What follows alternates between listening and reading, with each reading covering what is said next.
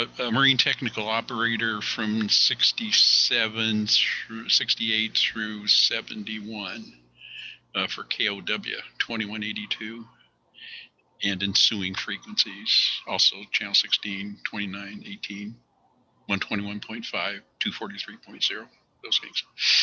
So I worked in it over the years. Well, my father did as well. He was broadcast engineer. He started out at KLOQ in Yakima back in the 50s, and then worked for KIMA, and then came over to King Broadcasting in 1960. And 1975, he went down to work for NBC in Southern California. But when he sent his in to have it renewed, they sent it back with this big red cancel stamp. And boy, he was not happy about that at all. And they downgraded him to like a general class radio telephone like what I have, which is, of course, as you know, is the equivalent to the old second class radio telephone. Right. And so, yeah, he was really kind of bummed out about that. But I kind of feel for what he's saying. But anyway. Well, I got out of service in 66, and I already had a top secret crypto and all the neat computer things. I worked on naval tactical data systems for several years. And so I was well prepared, but I just couldn't get that extra 20 words per minute. So, anyway. Well, it's not easy because, you have to kind of do it every day, and you got to build a tolerance for it and all that type of stuff.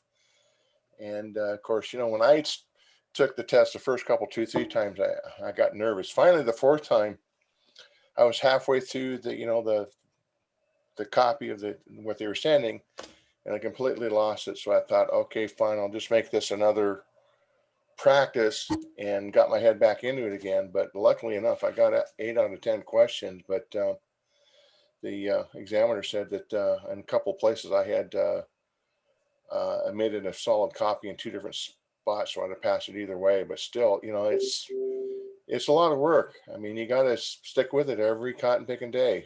It's like playing an instrument. Good morning, everyone.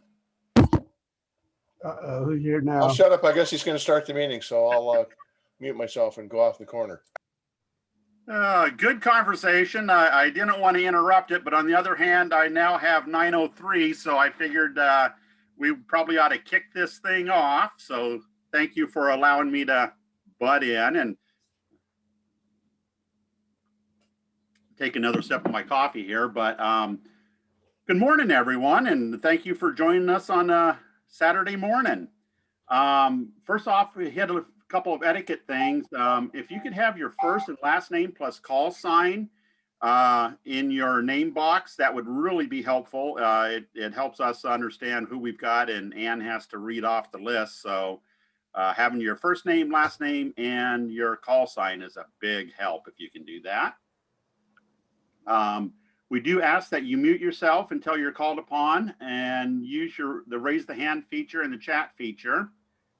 We will be recording this Zoom meeting and posting it for members to watch, probably on YouTube, because the file's too large to send by email. So if you have concerns about yourself being recorded, you might want to turn your video off. But this is something that we do for our membership, so that if they can't make the meeting, they can catch up on it afterwards.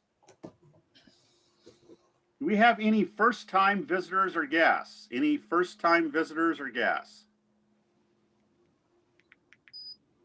Yeah, morning. This is Nate Cheka. I've joined the last several Sunday night nets, but first time to the club meeting here. And as several folks probably heard on the nets, I've got my tech license back in high school, but didn't do a whole lot with it, just a little bit here and there over the years, but finally getting back into it now. And I live in the south edge of Everett, and studying for my general. So, and looking for to introduce myself to local hams in the area around me. So well, thanks welcome for giving me the Zoom meeting info.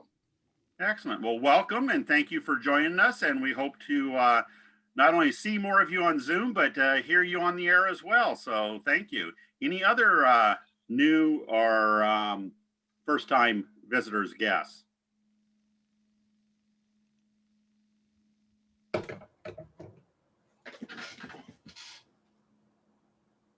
Okay, hearing nothing. Let's dive into the necessary but not quite as interesting part, the background of a meeting that we need to do. Let's hit with the secretary minutes first. Ann, can you go over that?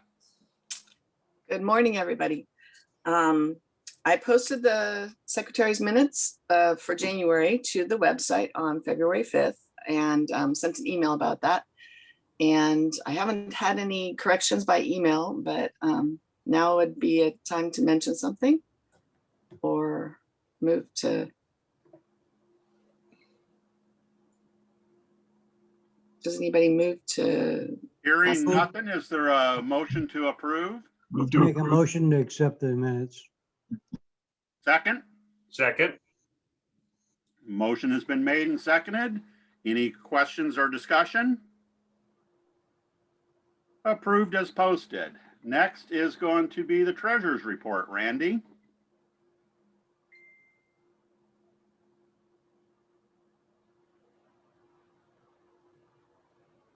Randy, you're muted.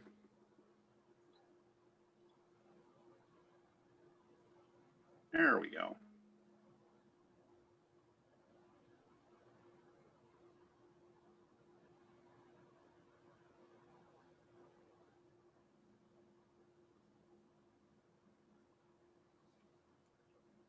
Randy, if you're talking, we're not hearing you, or at least wise I'm not.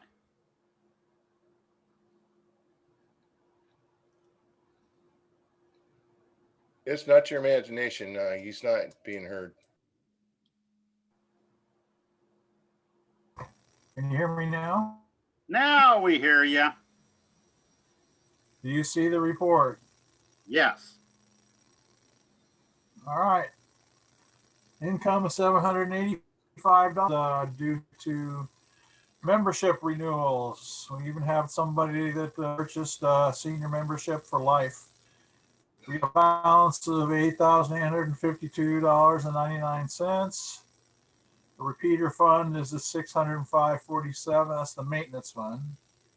The repeater endowment funds is $14,099.87.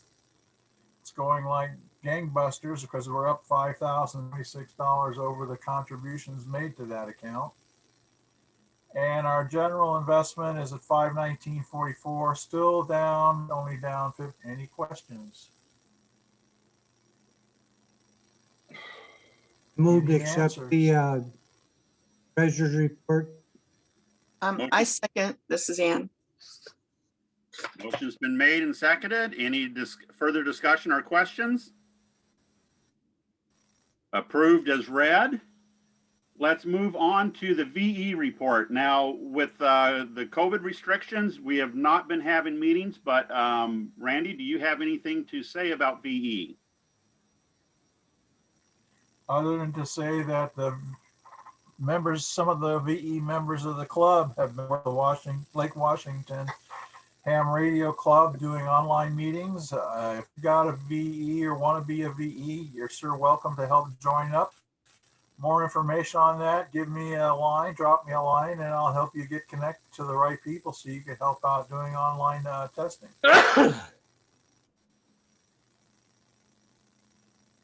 That's it. Okay. No questions for Randy at this moment. Let's go ahead and move on to the education report. And also that has been impacted by COVID, but Jim, do you have anything to add?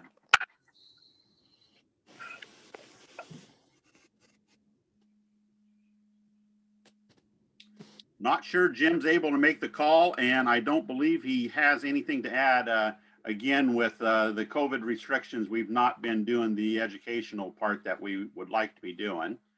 Let's move into new member introductions. Ann, can you introduce the new members? Yes, we have 3 new members. Dan Schmidt, WA7KTM. Nathan, I'm not Sajak. I know you were introducing yourself earlier. N0 UVI. and Melvin Fry, KE7SBZ. So back to Ray. Thank you, Ann. And welcome to the new members. Thank you for joining, and hope to see you at the meetings and hear you on the air.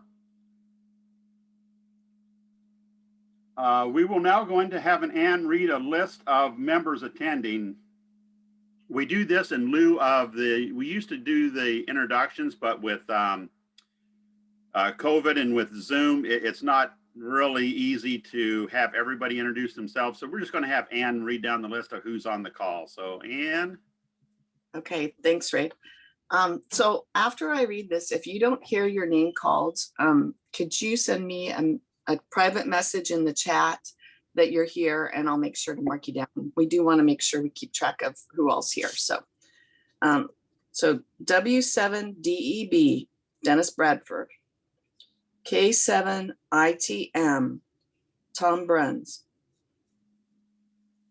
KJ7YL, Stephen Burling. KC7YL, Carrie Burnette.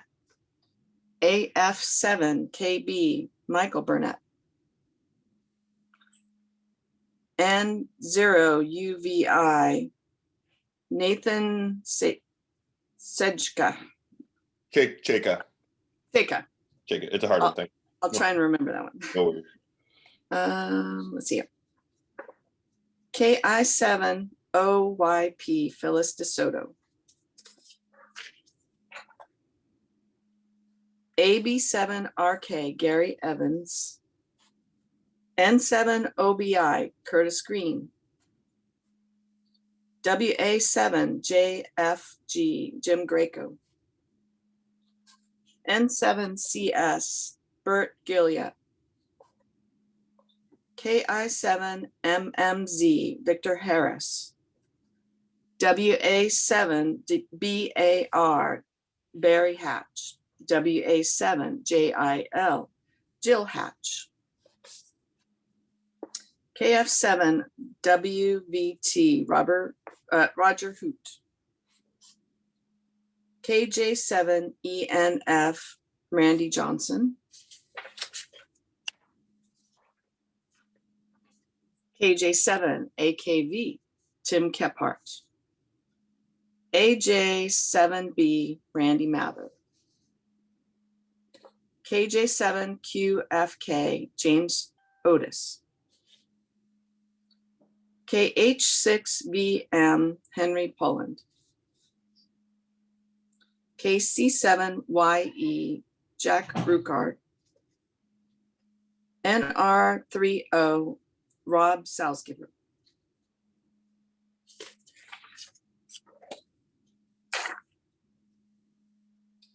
KD7 AVP, Ray Smith, our president. KI7 DPP, Dave Summers. KJ7 KEO, David Walker. KJ7 KZE, Douglas Walker. KB7 SOL, Eldon Wallstad. K7II, Chris Wortes.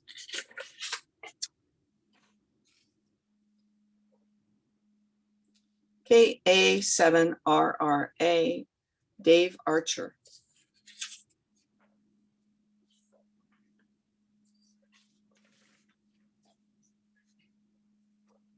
KE7FQJ, Mary O'Farrell.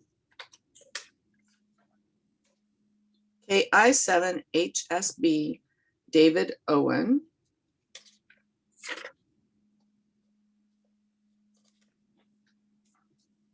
And KI7ZYC, Eric Warden. Back to Ray. Thank you very much for reading that, Ann. Next on the agenda is moving into a repeater update. Rob, can you give us an update on the repeater?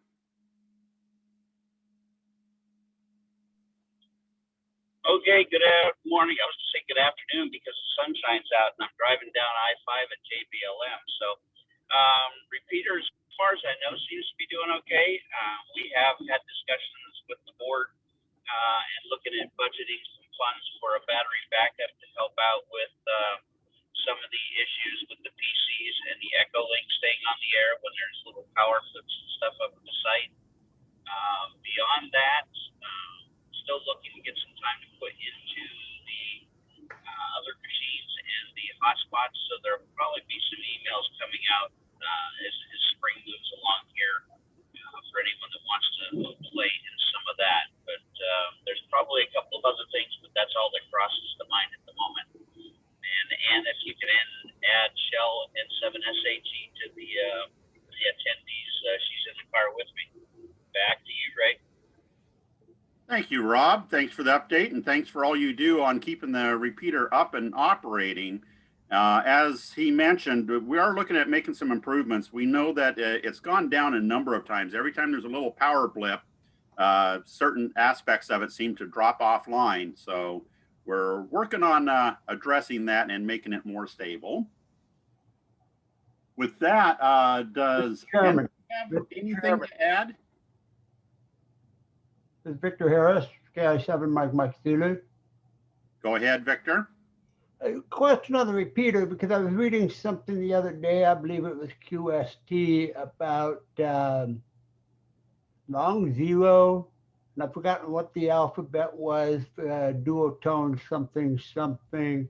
I'm just curious if our repeater is set up for that kind of operation, in emergency operation, where you just hit the long zero tone. You're a little muffled there, Victor. I'm not sure what kind of operation you're asking about, but give it another shot. Okay, Rob, I'll shoot you an email. Thank All you. right, sounds good. The only other note that I'll add about the backup power is that what we're looking to add will mainly be for stability of Echo Link and the connected PC-oriented stuff. It will not be sufficient to be able to run the repeater in an extended outage. However, Bakerview does have generator equipment, so we're hoping, we've never been able to test, but we're hoping that the repeater stuff is on similar circuits to the elevator equipment that might be supported when the generator is in use. So that's a TBD yet. Back to you, Ray.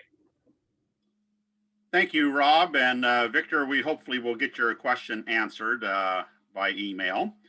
One last chance. Did Henry have anything to say? No, Rob covered it well, and I'm kind of excited about getting some true backup power over there. We got a couple small units right now, but getting the entire system on one would be great. So awesome. Thank you, Henry. Thanks for all you do for the repeater too. Well, with that, we'll go ahead and move into old business, which is net controllers was the first item. We've lost a few net controllers, particularly from the Sunday night net, and we would definitely like to get a few more people on board with that. Give our net controllers a little bit more of a break, have a little bit more bandwidth there to handle it. Under new business, I'm going to go into it a little further, so I will leave it till then, but we have some plans on how we can do some trainings and such. So if you're ever interested in being a net controller, let me know and we will work on getting you trained and on board. It's very easy. There is a script written out. And so if you have any interest, please let us know. With that, we will move on to the next item of old business, which is the financial investment supervisor position. Lauren is stepping back from a lot that he's done, and I was looking at how long Lauren has been doing things, and we just really need to thank him for his not just years but decades of service to this club. But with his stepping down from some of his positions, we are looking for somebody with a financial investment background. So if any of our club members has any interest in that, we do have an investment club that manages some of our investments, and we're looking for some more people for that. So if you have any interest in that, please reach out to me or any of the board members, but let us know and we will gladly work with you to see if you're a good fit for our investment council. With that, the next item is the annual membership renewal. A large proportion of us have already renewed. As you've seen from the financial report, we've brought in some fair money from that. So thank you for everybody who's renewed. If you haven't renewed, please do that as soon as possible. One of the reasons for that is we are now doing an annual reset of the password. And so the password to the members only section of the website is coming up. So be sure that you're renewed, and there will be an email sent out on February 28th with the new password. If you have any questions, feel free to reach out to myself or Ann. We'll do our best to answer them, but just be prepared for a new password. With that, we're going to move into new business, and this is one of the fun parts. I don't know if I have never shared my desktop before, but I'm hoping to be able to share my desktop and let you see a picture that I took.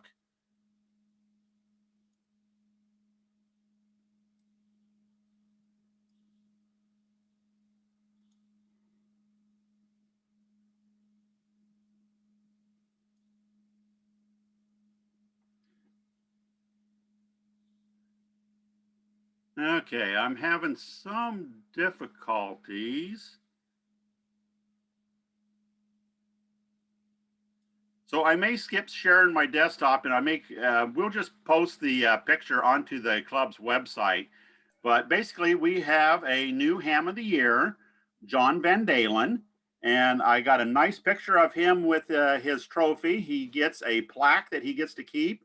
And then there is a trophy that he gets to keep for a year until we nominate the next Ham of the Year.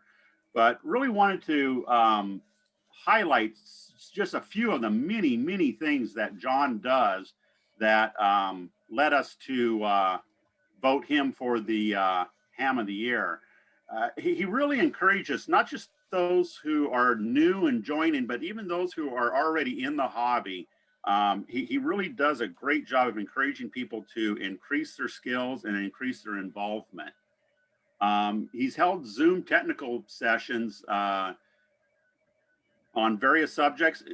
Not only is it an education for the members, but it gets us to interact with this whole COVID thing. Our face-to-face is just not there. And our membership has loudly said that they wish that we could get back to meetings. And so this is just one more thing that John does to help keep us connected. He's also a member of the VE team. He's one of the instructors on the classes, or the Radio Club's licensing classes. He works with members and families to handle estate sales. That's something that is very difficult.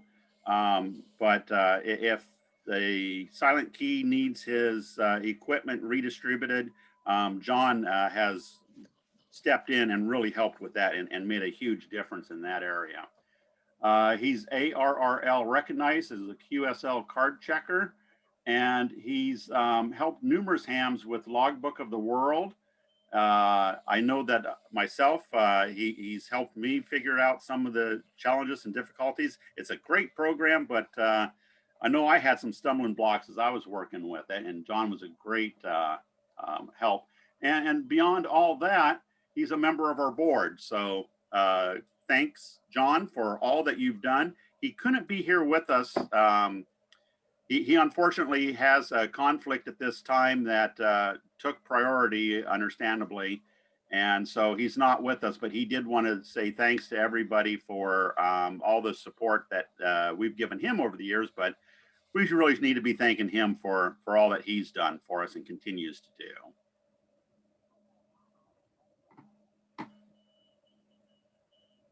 So moving on to the next item, I had mentioned Lauren was stepping back from some things like the financial council.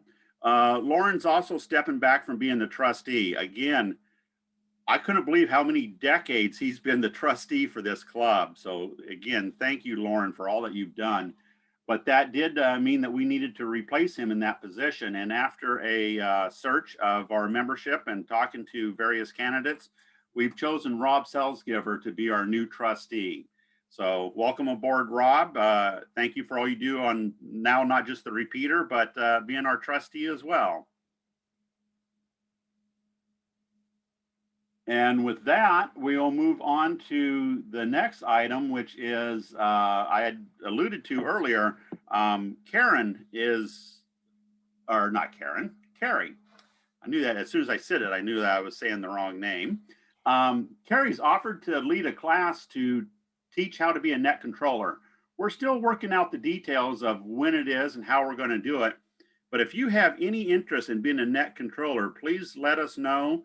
We'd love to get you in, get you trained, and get some additional net controllers. And I think Carrie wanted to announce something. Yep, go for it, Carrie. Okay, the class is set for March 6th at 9 a.m. That's next Saturday. And so being a net control operator is a really fun way to get to know other hams, both club members and non-members. And we have a script that you follow, and it's also really essential in emergency communications because you tend to follow a certain protocol, and that's what we do in our net controls. If you've noticed, you might listen when you're on a net to what it's like, what that net control operator is doing. But so I'm offering a Zoom class, as I say, next Saturday, 9 a.m., where I'll teach you how to do it. We'll go through the script.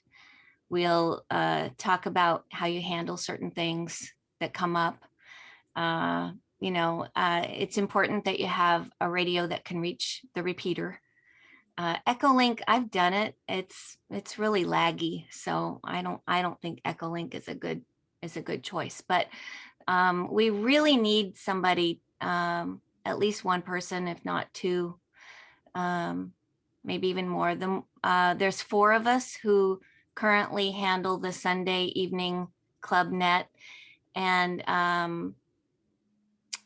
let's see, there's Jill Hatch, there's Jim Blake, Jim Ludden, and myself. And we used to have Jim Hill. So it's nice when, somebody can't do it, someone else can fill in, and it would be really great. It also gives you an opportunity to expand your skills, to build on your skill level as a ham. So we'd really love to have you join us.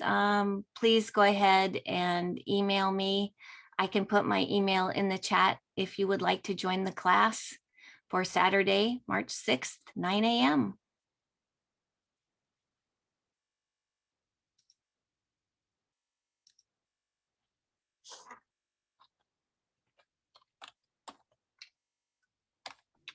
Sorry about that. I was multitasking there for a second, but I can just echo everything that Carrie said, and we would definitely really appreciate getting some interest and getting at least 1, if not 2 more people on.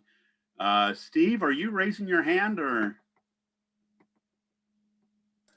Yeah, I can say from my own personal experience being a control operator for many years is that it's good practice for you. So say, example, if there is an emergency situation and not knowing if you would have to step in or not, if you get comfortable doing the check-in net, you'll be comfortable doing an Aries or a Races net, because it's pretty much the same type of format. So I would encourage anybody who hasn't done it before to go ahead and do it. And if you haven't done it before and you get on the air, don't worry about making a mistake. Just get on the air, have fun with it, get comfortable with it, and just have a good time. And that's really what it's about. And I'll echo what Steve was saying. It's a pretty good group of people on the net, so you don't have to be nervous at all. whatever you say and do, that's what was intended, and life is good. So if you have any interest, please go ahead and reach out. With that, I'm going to move on to the next item, which kind of one that we've all been experiencing here lately, and that's the reflector email issues. We have some stuff going on with the email reflector, and to be honest, we're not entirely sure exactly what's happening. So we're going to do some testing. So we just want to give the membership a heads up that there's going to be some test emails sent out. And what we're trying to do is determine exactly what's going on with our email system. I will also add that in addition to the testing, we're also looking at other options. We've had this email system for a long time. It works great when it works great, but it seems to randomly have issues. So we're also, in addition to trying to figure out what's going on with it, we're looking at whether there's a lot of other email options out there. And we're just looking at whether it now might be a good time to switch to one of those options. So more on this as we conduct the tests and learn what's going on and evaluate other options. So just one, hang in there. Two, apologies. If you think that you're missing messages, if you go for a while without hearing anything, feel free to reach out to Ann or myself and we will look into it. But we're working on it and we're going to try and get this resolved. Anybody have any quick response questions or concerns about this? Ray, this is Ann.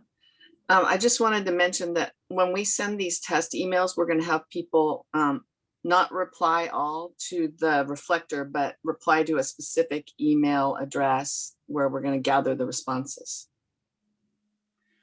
Yes, that is important because we're going to bug enough people with our testing. We don't need to bug them additionally by all the responses. So do not do a reply or a reply all.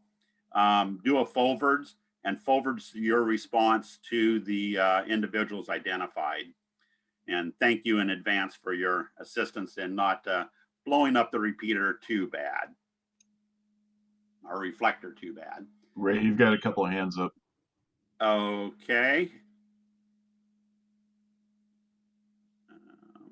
Rob, go ahead, Rob.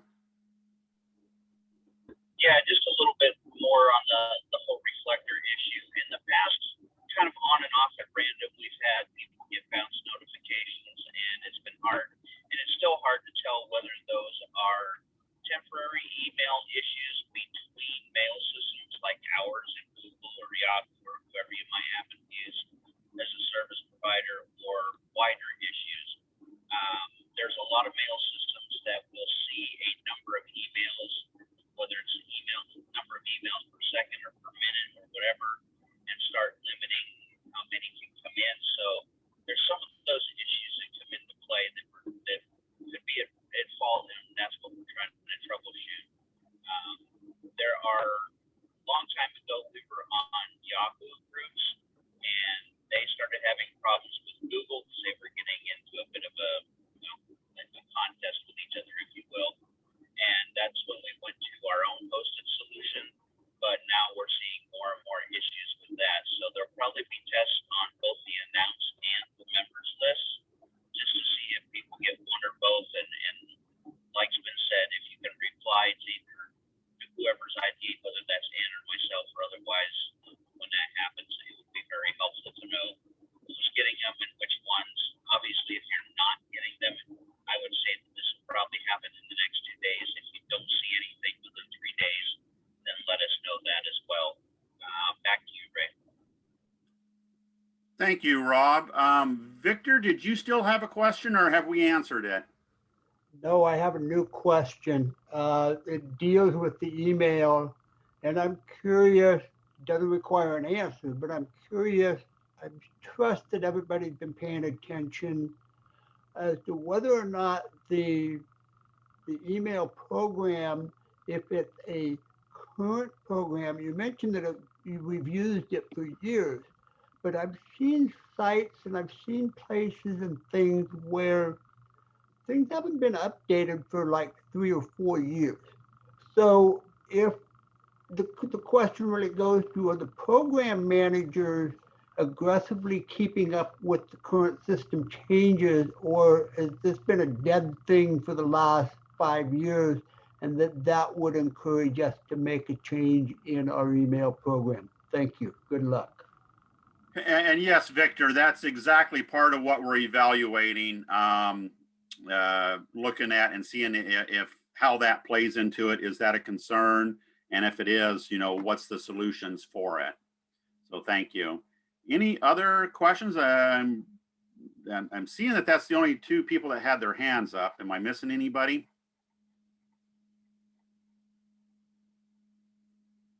Excellent. Okay, well, thanks for everybody's patience on that, and bear with us as we do the test. The next item is a little more fun, 7QP. Tim, can you give us an update on what's planned for this year for 7QP?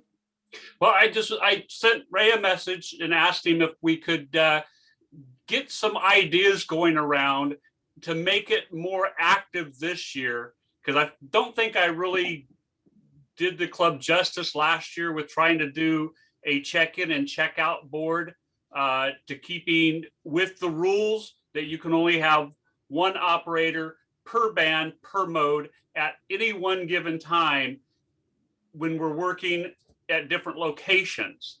So I was looking for ideas to make it where we could either schedule a time frame and stay within the rules before it just becomes a free-for-all.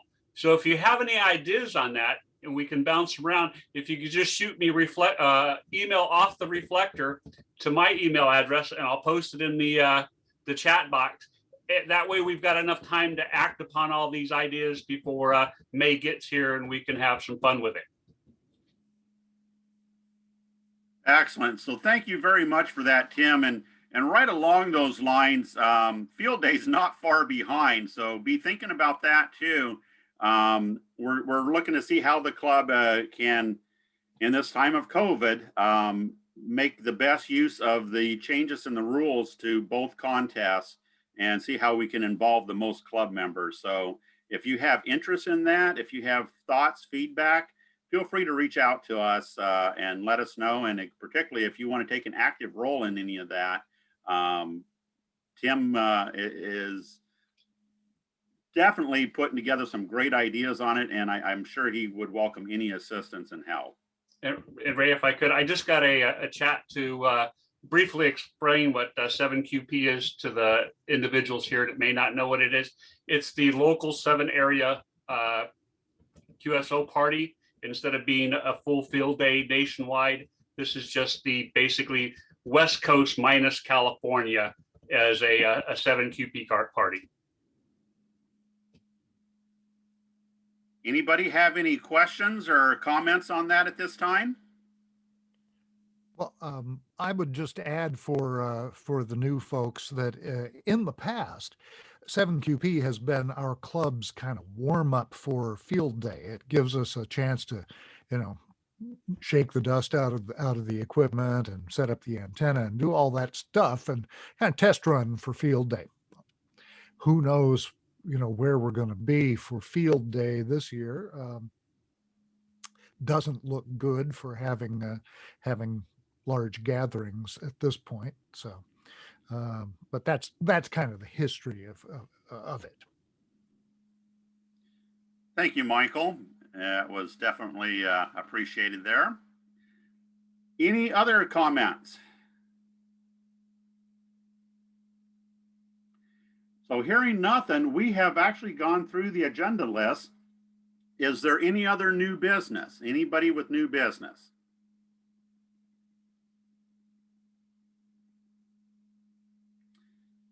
Any thoughts or comments before we go into the program? I move we adjourn and move on to the program. All right. Is there a motion to adjourn? Second. Yep. Got a motion and a second to adjourn. Any questions or comments? So the business part of the meeting is done. We have finished one more Zoom meeting.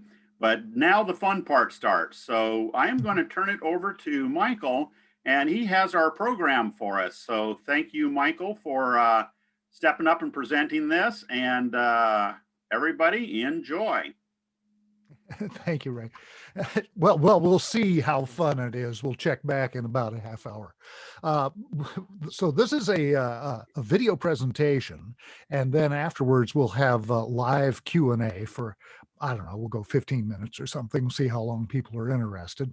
It is a presentation called How to Hammer Your Next Ham Exam. But for those of you who think you're done with exams, some of this applies to other kinds of learning too. For instance, that manual for your HF radio that you think was written by Leo Tolstoy that you've never read, this might help you with that as well. So, and Carrie will moderate the questions at the end. So as you come up with questions, just send them to Carrie Burnette in chat.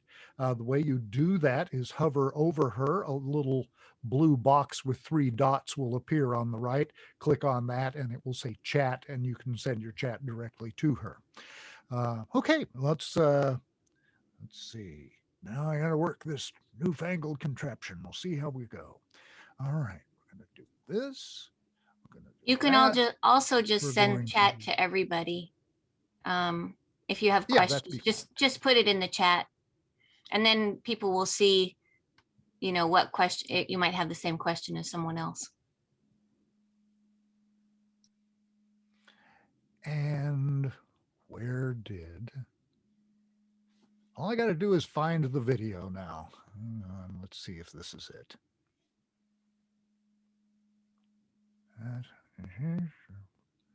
While he's looking that up, I'm just going to let everybody know that I have to step away for a minute. So I will not necessarily be on, but I'm going to try to listen to as much of the presentation as possible. So everybody have a great day. Okay. You too, Ray. All right, here we go. This, do that.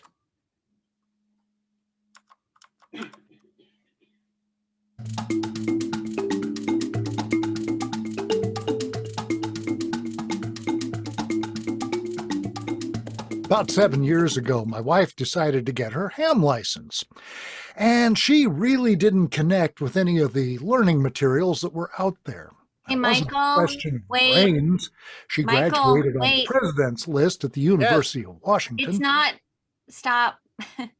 Does everybody have that? Yeah, this There's doesn't look good. Gray block in the middle. Big gray block. A gray block in the middle. Weird. I'm not seeing that. There. There, now it's Let's better. try this. It's gone. Oh, that's better. Okay. All right, here we go.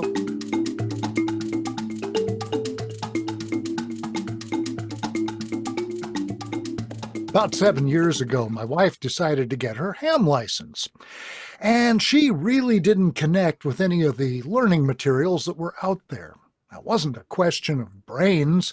She graduated on the president's list at the University of Washington. And it wasn't that she wasn't science-minded. Her degree is in geology, and she's licensed by the state of Washington to teach math and science at the high school level. So what was it? Well, it was just something about the style that didn't click with her. She saw people having fun with ham radio, but this really didn't look like fun.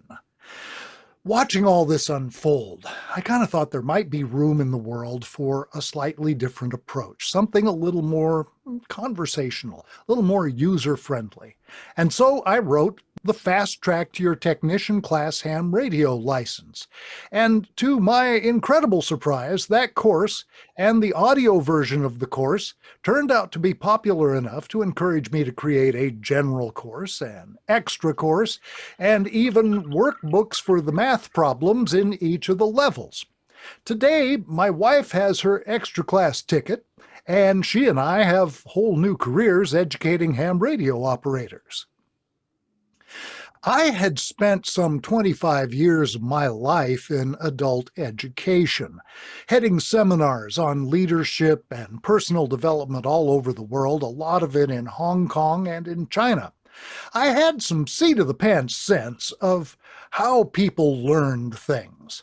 But when I set out to create these books, I wanted to incorporate whatever the actual state-of-the-art, scientifically tested, not just Michael's wacky opinion practices were for learning, especially math and science, but learning in general. I wanted the students to finish the courses with at least the foundation of a conceptual framework that would be a place to hang further learning. One small problem. I had no idea what those practices were. I started digging in, reading all sorts of books and articles. Oh my goodness. There are some pretty kooky notions and beliefs floating around out there about the subject of learning, especially about learning math and science, and kind of embarrassing, some of the kookiest are common practice and advice in our otherwise science-based hobby of ham radio. Let's take a look at the popular wisdom on the topic of learning math and science, and then let's look at what real neuroscientists with real clipboards and lab coats doing real peer-reviewed research have to say. Let's start with this one, because I hear this one a lot, and so does my wife in her classrooms. You're either a math person or a not a math person. Or maybe something like, you're either a science person or you're an artistic person. Well, that's actually true so far as it goes, but being a not a math or a not a science person isn't a permanent genetically determined condition. In fact, research shows over and over that the difference between people who have some mastery in math or science and the other people is, brace yourself, here it comes, those so-called math and science people actually practiced a lot of math and science. Well, how about talent? Like, I just don't have a talent for this stuff. Well, the chances are pretty good that none of us in this meeting is going to turn out to be the modern Michael Faraday or Marie Curie, no matter how hard we might work at it. So, at the very top of the game, sure, there's such a thing as talent. But just like with any other game, in the ham radio game, it really only comes into play after you've done all the foundation work to even find out if you have any talent. What about the whole left brain, right brain thing? You know, the left brain is the logical, step-by-step puzzle and math problem-solving half, and the right brain is the creative, non-logical, artistic side, and some people's left or right brain just doesn't work very well. We've all heard about that one. It's wildly popular, and it is just as wildly invalid. It's a wacky interpretation of some wacky theorizing that was discredited years and years ago. Folks, if you found your way into this meeting, you can carry on a reasonably coherent conversation and manage to feed yourself somewhat regularly.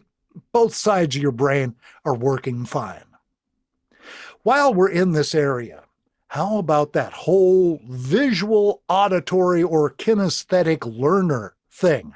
That was all the rage for a while. Students were either visual learners, auditory learners, or kinesthetic learners, which honestly I never understood what that was supposed to be, but there it was. This one's kind of interesting because when they first tested this theory, they asked which way of learning students preferred. And students swore they preferred learning and learned better either visually, auditorily, or kinesthetically. Well, we're really onto something here, right? Well, surprise, surprise, when the researchers looked at the actual results produced on actual tests of knowledge gained, nothing. No difference in results. Now here's one that's really popular in the ham community and on the prepper websites. All you need to do is just go online and take the practice exams until you can pass them. I think ham radio may be the only subject in the world where people regularly study the topic by taking exams. Think about it. It makes no sense. Doctors don't do that. Engineers don't. Airline pilots don't. Heck, even truck drivers don't do that. Well, okay, maybe this one did. All you're doing if you just take practice exams is, at best, learning to parrot a bunch of random answers. At worst, you're just practicing giving wrong answers. You're certainly not learning a useful body of knowledge, and those answers you learned long enough to regurgitate them on the exam will already be leaving your head by the time you get out the door, right? Then, a year later, you end up in a conversation that I have now had countless times, because we take the books out to hamfests, when hamfests are a thing, and to swaps, and we're talking with hams all day long, and of course, here's a bunch of license books, so they share their licensing experience. And the conversation goes like this. Yeah, I passed my technician exam, but I have to admit, I don't really remember any of that stuff. Oh, really? How'd you prepare? Oh, I just did the online exams. Really? Or it can turn out worse. You end up like at least 3 different hams I know who admitted to me that they really wanted their extra upgrade, but they had so confused and discouraged themselves by trying to learn the extra from the online exams that they had abandoned all hope of ever getting that ticket. That should give you some idea of just how dreadful learn it from the practice exams is as a learning strategy. Well, golly, what's left? I guess it's back to just hit those books really, really hard, huh? Read those chapters over and over until you pound them into your head, right? Work ethic, all that. Yeah? No. In fact, that old-fashioned reading and rereading the same material over and over is not only inefficient and boring, it doesn't turn out to work very well for creating understanding. Now, we could go on, and we haven't even touched on the wide array of other magical, mystical, miracle cure educational fads that have come and gone, or not gone, through the years. The good news, the really good news, is that we do know things that really do work and work really well. However, they're not things done by the school, not by the administration, not by the teacher, not by the course, not by the textbook, not by the multimedia program. They're things, of course, done by the student. Folks, it isn't the transmitter, it's the receiver. These things that dependably create learning require responsibility and actions on the part of the student. Actions that may seem non-traditional and even counterintuitive and sometimes even uncomfortable, but they are actions that really do rather dependably lead to real learning. We can even use the building blocks of these techniques that have been demonstrated to dependably work to build a learning system and apply it to just about any topic. Say, ham radio. A quick little disclaimer here. What I can't tell you is if these techniques apply to learning something like analysis and criticism of Italian Renaissance literature. It's much easier to do research on objective topics than on subjective topics, right? And yes, work is required. But more than that, this requires a commitment to actually learning and not just feeling like we're learning. So how are we doing on those requirements as a ham community? Well, I'd say pretty well. In fact, I'd say one of the things that distinguishes us from the general public is that we are, most of us, lifelong learners. So, 3 key ingredients for learning. Responsibility? Check. I think we've got that. Commitment to learning? Check. Absolutely. Look around your club, you see a whole lot of people committed to learning stuff. And effective and efficient study techniques? Not too sure about that one. Let me say, before I get into this, I'm not here to tell you that you are doing it wrong when it comes to learning. I imagine everyone here has mastered the learning process enough to have passed at least the technician exam, and you're all old enough to have accomplished a lot of learning in your life. So if you have something that really works for you, I want you to keep doing it, and doing it more and doing it louder, no matter what I have to say about it. Think of this as maybe adding a few arrows to your quiver. However, as we go through these, consider this possibility. Maybe, just maybe, some of what you do isn't as efficient or as effective as you think it is. Maybe in some areas, you and I are just like those students who swore they learned better with, say, visual presentations than with auditory presentations, when in fact there was no distinguishable difference in their learning. Maybe we have a few illusions ourselves.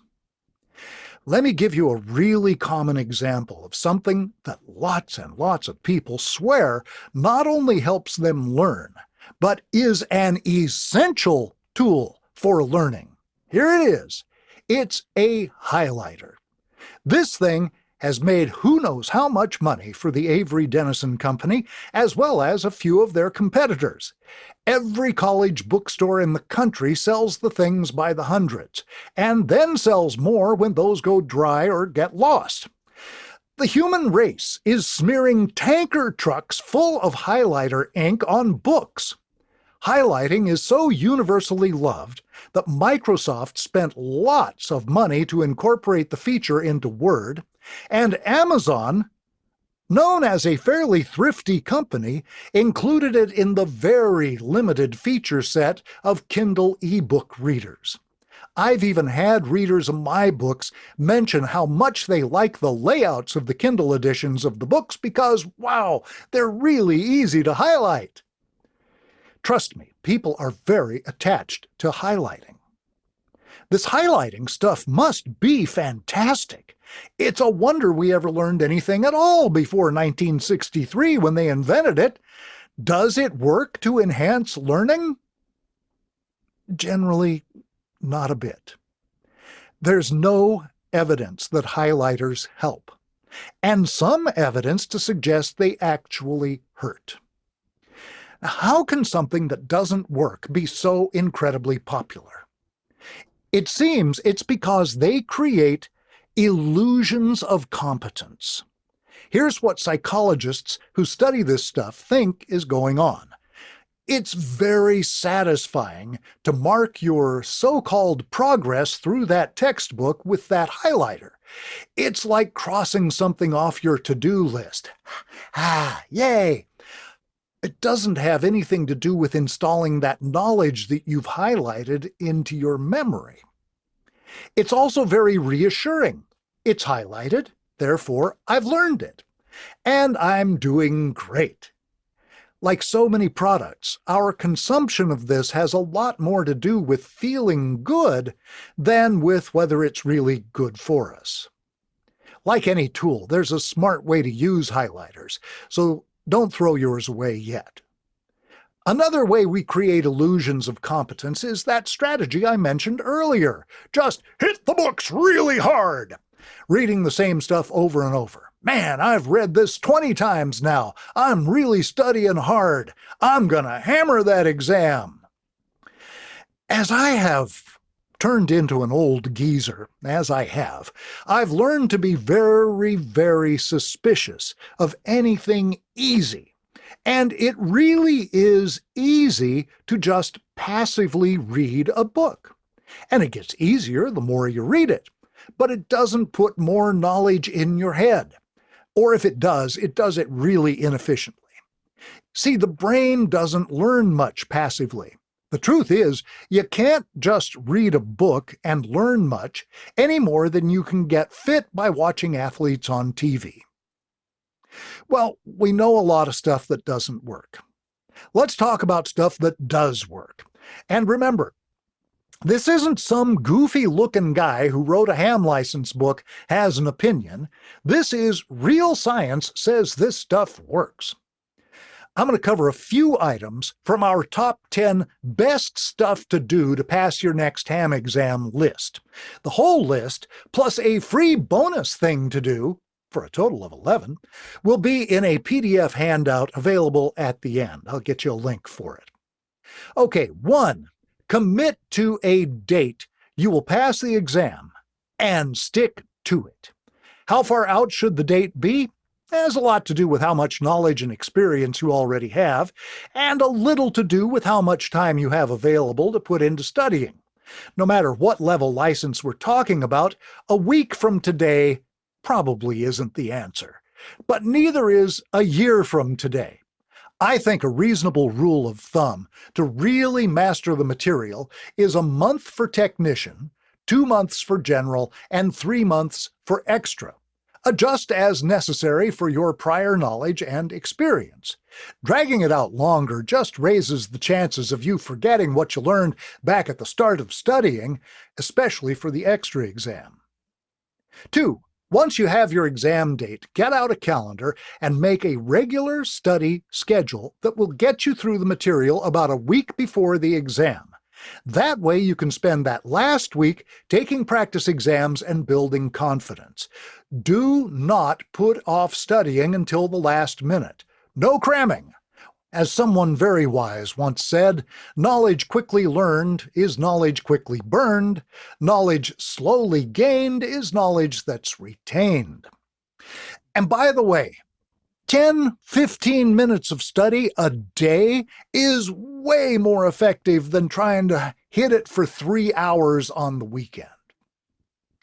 If you can, get a study buddy who is also committed to taking the exam on the same date and who is someone dependable. Don't pick old flaky Bob who's always 15 minutes late for the club meeting. Pick somebody dependable. Have regular study and discussion sessions with your buddy and keep those study sessions on track. I know that's hard for hams. There's always something new in our station or in the hobby or something to talk about, but discipline and keep it on track. Number 4, as you study, don't read passively. Use read and recall. So you read a page or you read a question, look away, recall the main ideas. Don't create your own illusion of competence. Find out if it went in or not. Now, it's that act of recalling that actually creates real learning. That's what grooves the pathways in our memory so that when you see a question on the exam, one of the answers looks right and the rest look completely wrong. Or when you need a formula to solve a problem, that formula comes to mind. This is where your highlighter is useful, by the way. Highlight sparingly, just the most important stuff. Maybe 1 or 2 key words in the correct answer. That's just to save you time when you're recalling. You can find the thing you're trying to recall more quickly if it's highlighted. Now here is a great low-tech tool to use for read and recall. It's an index card. You use it to cover up the answers as you review a chapter. Okay, so you read the question, you keep the answers covered, and then you recall the answer, then you slide the card down to check the answer. Cover up the next question, right? I got this technique decades ago from a professional acting teacher in New York City. She taught it as a way for actors to memorize their lines, but it works for anything. Increase retention as you're doing your read and recall by engaging more senses in what you're trying to learn. Think of it as a multimedia approach to programming your brain. So reading, great. Closing the book and recalling, that's great too. Closing the book and writing by hand that key point you just learned, even better. There is something very powerful about that brain-eye-hand coordination. Saying the key point out loud. Now you're forcing another part of your brain to process the information, translate it into sound. When you say it, of course, you also hear it. So it's multimedia. The more senses we can engage as we test our recall, and the more often we can engage those senses, the stronger the memory becomes. As you're doing this read and recall, don't stay on one question or formula to the point that you're just going through the motions.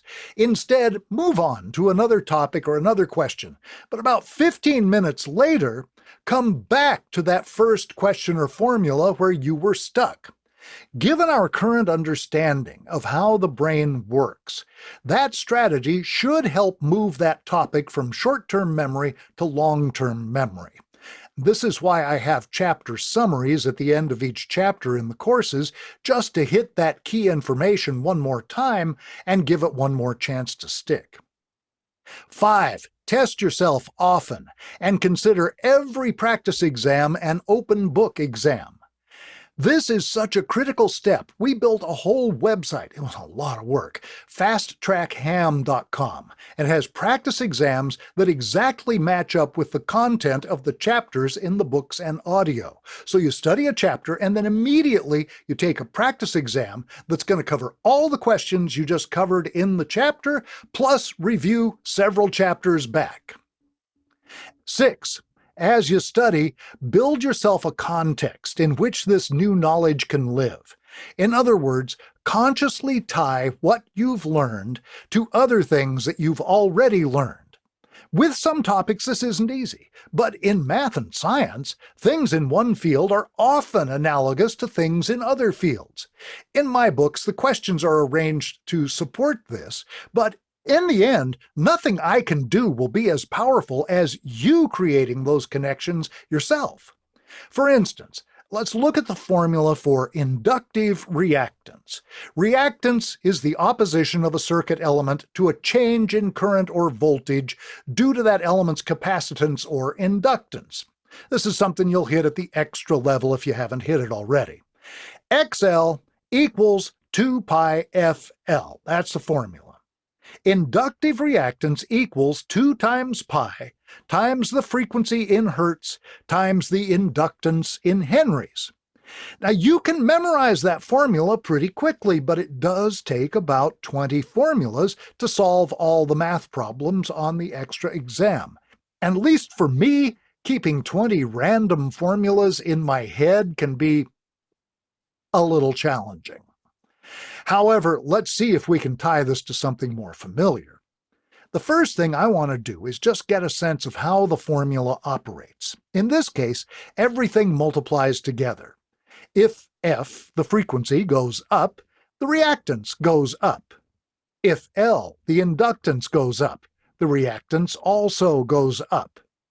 If I understand how an inductor reacts to different frequencies, that it tends to pass low frequencies and block high frequencies, that all makes sense.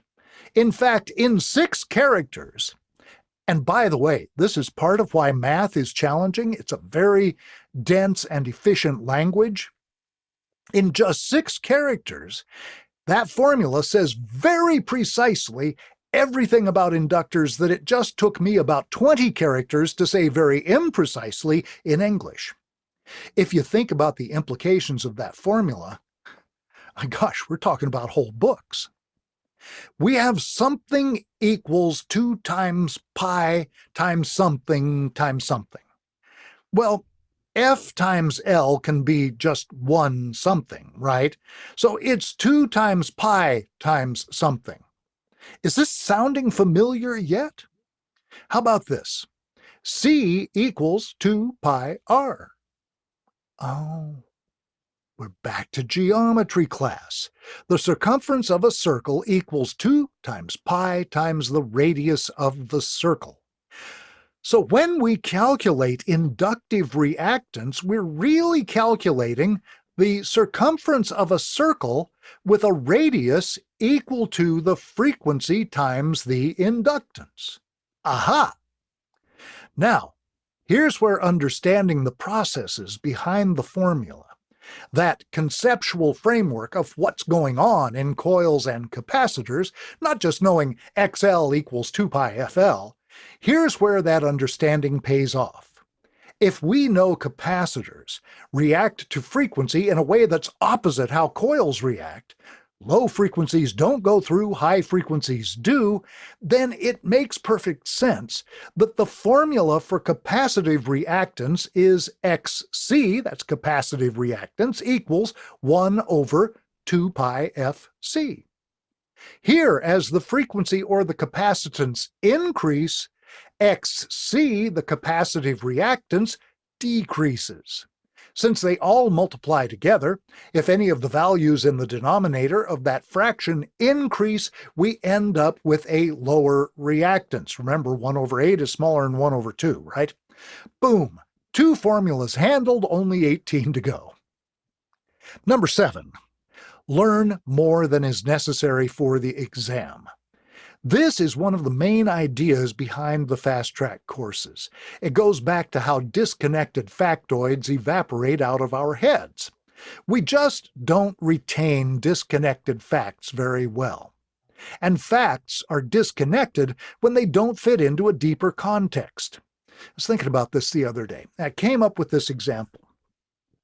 If I tell someone with no electronics background that the way to build a notch filter is with a high Q low pass filter plus a high Q high pass filter, and that's all I tell them, chances are pretty good that 3 weeks from now, they won't be able to tell me even that much about how to build a notch filter. So even though what I told them is totally true, and very useful, by the way, they don't have anything to hook up to that random factoid to make it stick. But with a lot of you here, I just need to say notch filter, and right away schematics of a capacitor and a resistor in parallel probably start coming to mind almost automatically. If you've really worked with them, you might get a detailed picture like this and even have at least some approximate values for those components floating around in your picture.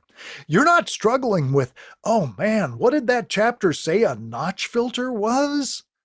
Because you have a rich, deep context, a library of concepts where, of course, that's how you'd build that circuit. You know more than you need to know just to build a notch filter, and that's why you can build a notch filter. Well, listen, everybody, thanks again for being here. Again, I'll put up the link for the full PDF of our whole list of top 10 ways to hammer a ham exam. I will be delighted to take questions. If you would, direct your questions in chat to the moderator so that we can keep things fairly orderly. And thanks again.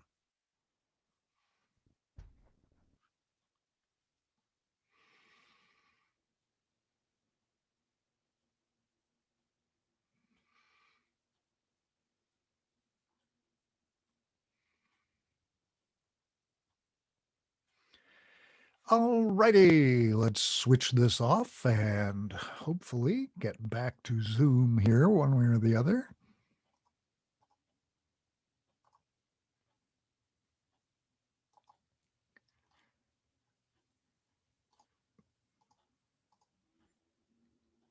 Oh, here we go. Ha ha! Worked it out. All right, Carrie, did we drive them all out of the room, or do we have some questions?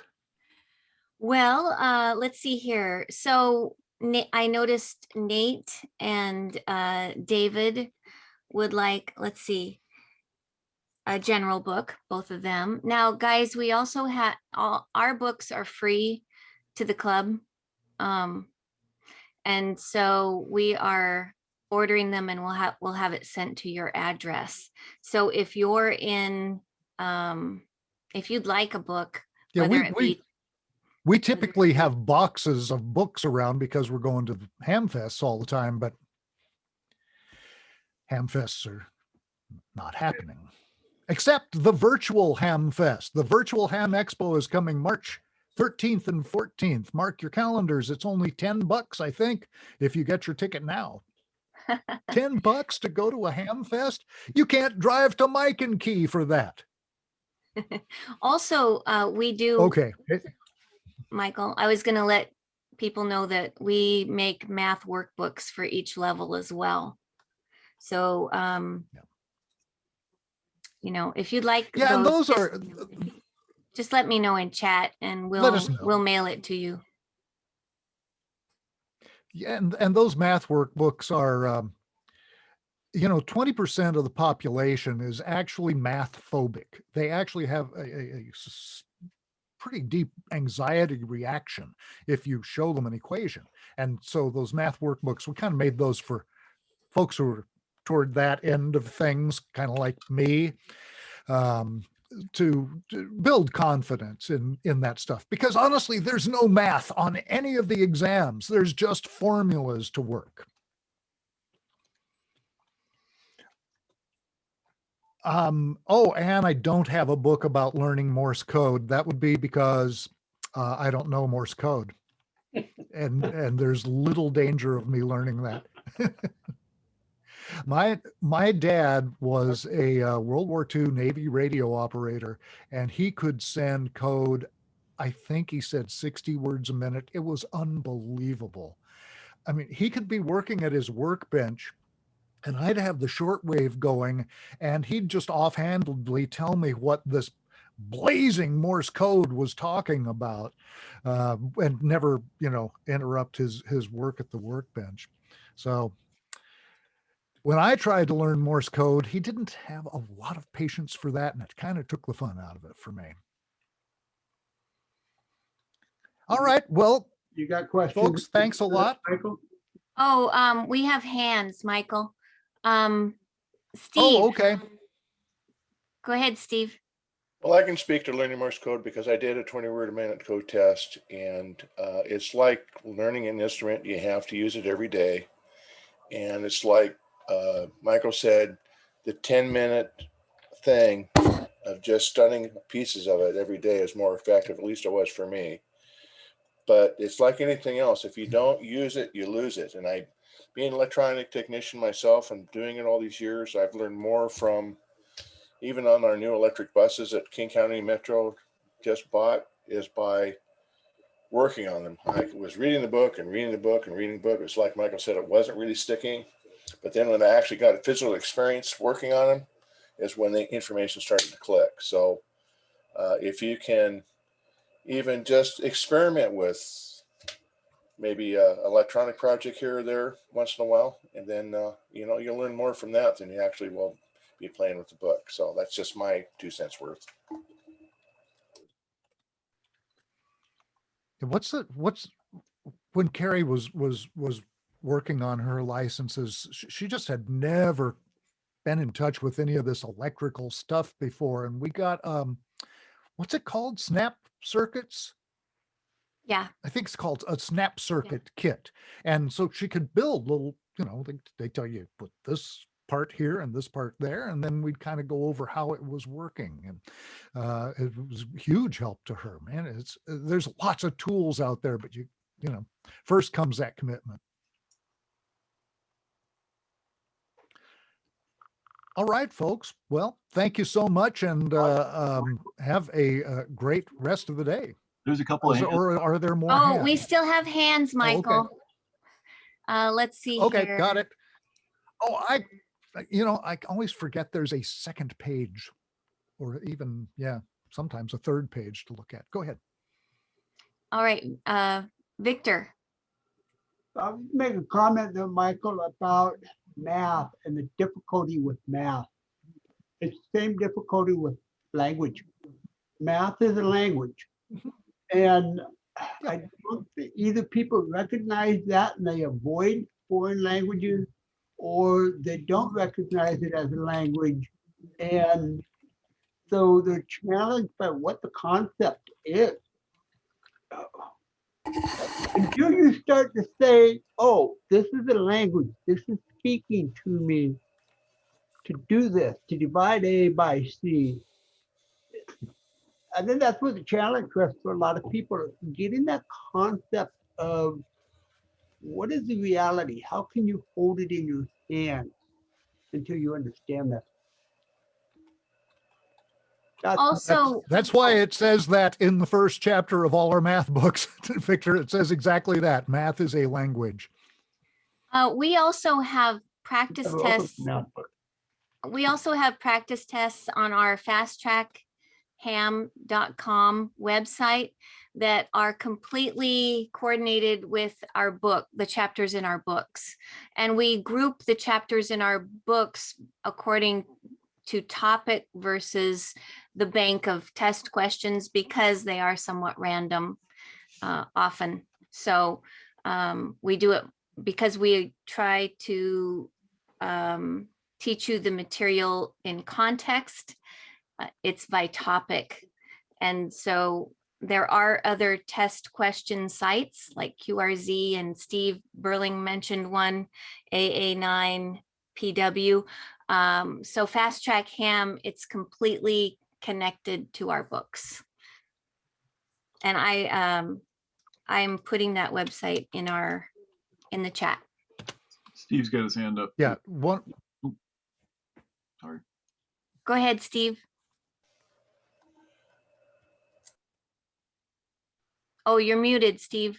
You're on mute, Steve. Oh, I guess I'm unmuted now.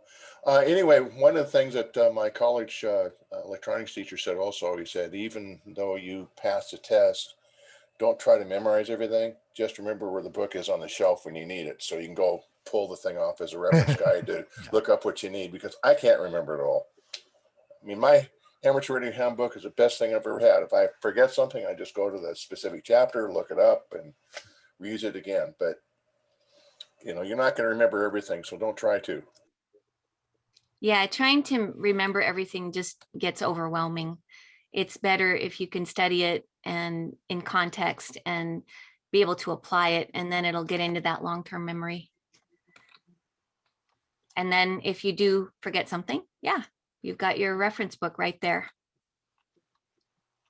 And unfortunately, the VEs, most of them really object to you looking things up while you take the exam. So. Oh, well, there's that. I think Steve just meant, you know. Just in general, yes. Yeah, and when you're doing ham radio. Well, what I was basically saying, because when King County Metro, they bought a bunch of brand new electric buses, and I was reading the book and I wasn't learning anything from it. And the more I touched and interacted with the bus, I had the same thing trying to pass my pre-trip inspection. And a friend of mine, Don Anderson, who's a retired social worker therapist, said, take the book, go out to the bus, actually touch the bus while you're trying to go through this thing. And then that's when I remembered the whole thing. And then when it came time to actually do it, and of course the teacher side or the examiner says, well, I had it all memorized in an order. And he took it all out of order. And toward the end of the test, he says, well, you got enough to pass. I said, well, I forgot 3 things. And when I remembered those 3 things, he said, well, you're right, you did. You got 100% on your pre-trip inspection. So the more you touch it, the more you play with it, the more you use it, that's when you're going to learn the most. And so have fun with it. Just once you pass the exam, just continue to do things with it. And, that's when you're going to do your most learning. Of course, I'm not telling anybody anything new who's already got their extra, because that's what they've been doing. But if you started out with a technician, you've worked hard at it, you've never had any experience in electronics, you've done a really major thing, and I applaud you for that.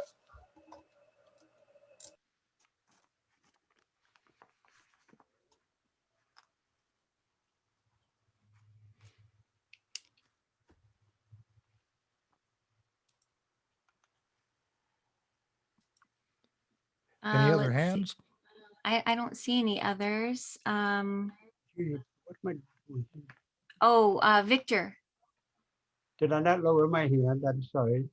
No, that's okay. I heard you saying something, but I couldn't quite hear you. You're good. No, that was not something that should be put on the air. Okay. But hey, Michael, I do have a question about that because of your new book. What's your new book? Getting on the air or something, or getting behind the mic? Yeah. Let's see. Oh. Wait a minute. Let me do the author thing here.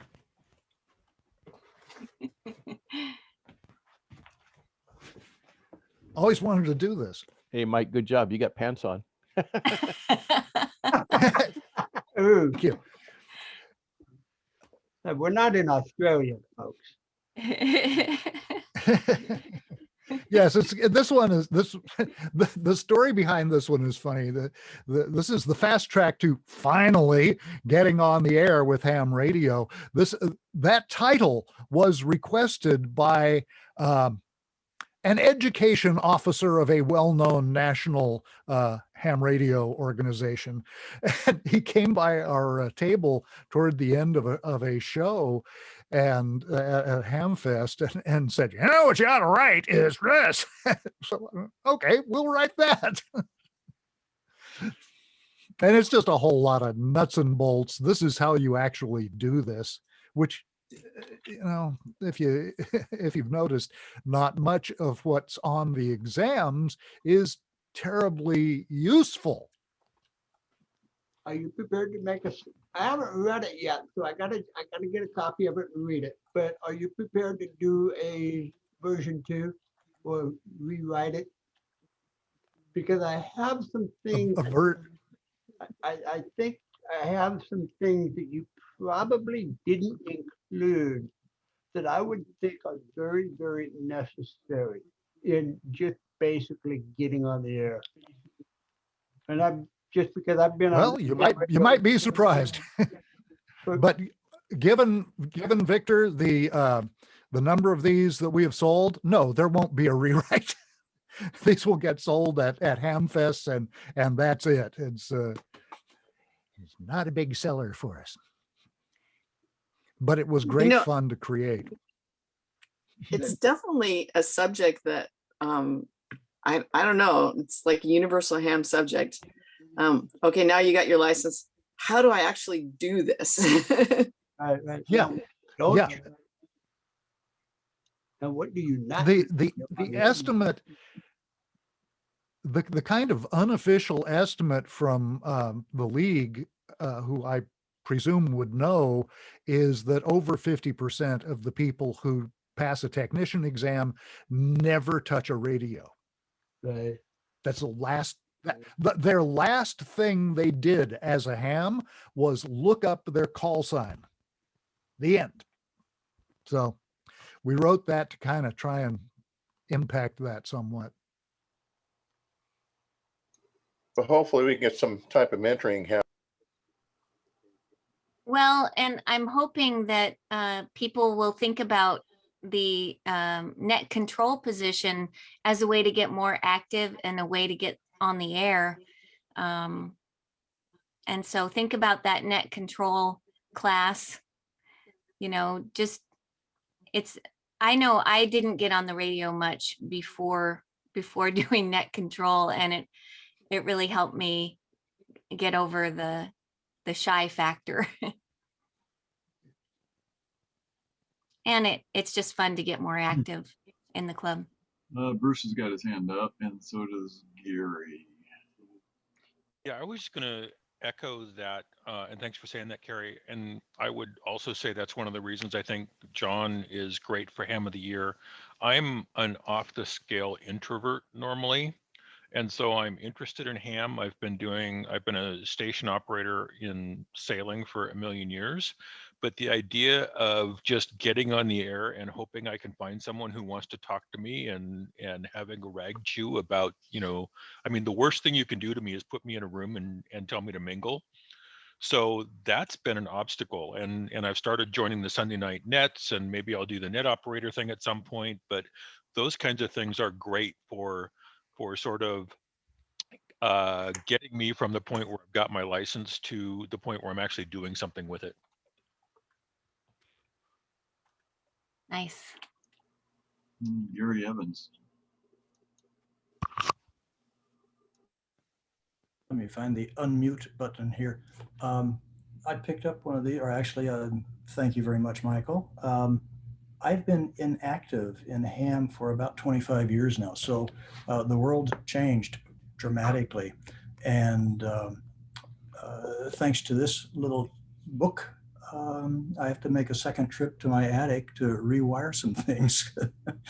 You never stop learning. And I like the way this is laid out. After you test, what do you do? And most folks really don't have the experience. Most of us are not technologically trained. And this kind of takes you through it step by step, starting with UHF, VHF, and all the way through HF. Nice examples. So I highly recommend that. So thank you, Michael. I appreciate that. And we'll send that out to anyone who would like it. So just put a request in chat and we'll get it to you. So Jordan asks if anyone knows if there is a ham radio club or group at Lake Stevens High School. I don't know about that, even though I live near the high school. I haven't seen any suspicious antennas sticking up there, so Yeah, we walk by it all the time. guessing maybe not.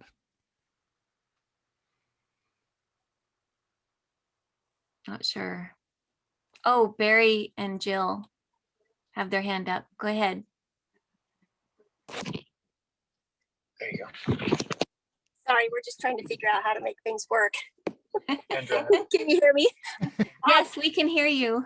Okay, so I just wanted to mention that when Barry and I took our test, one of the first things after we passed, Lauren said, "Do you want to join our club?"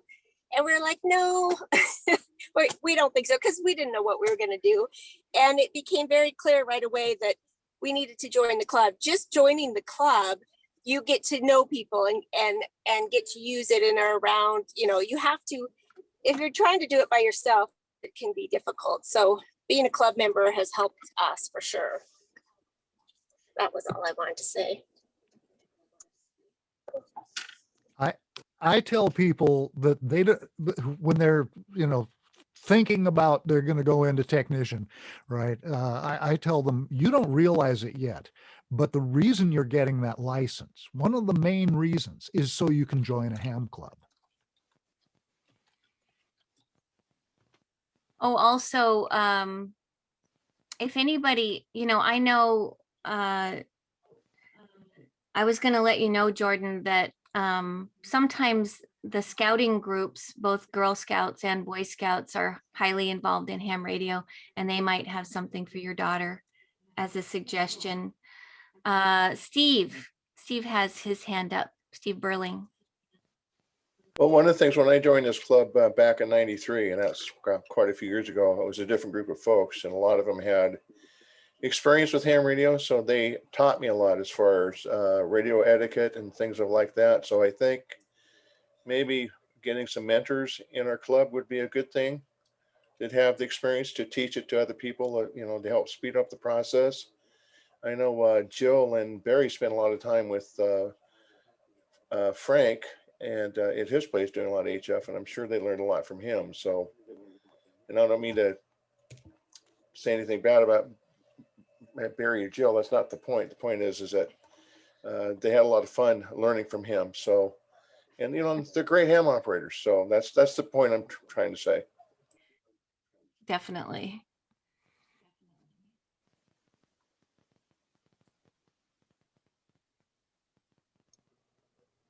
Yeah, we definitely need mentors. So if that's some way that you want to get involved, that's a great thing and would be very helpful. And of course, once we get through the pandemic, meeting in person and going over radios and stuff, helps too.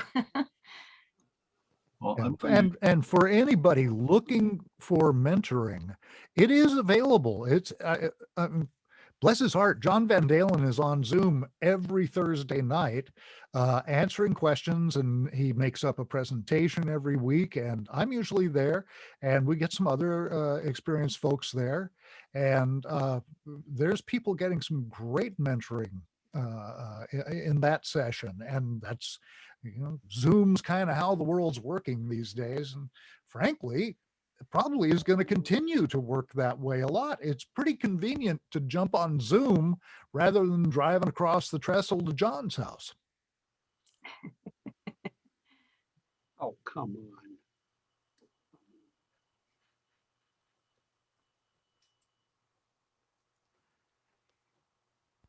on.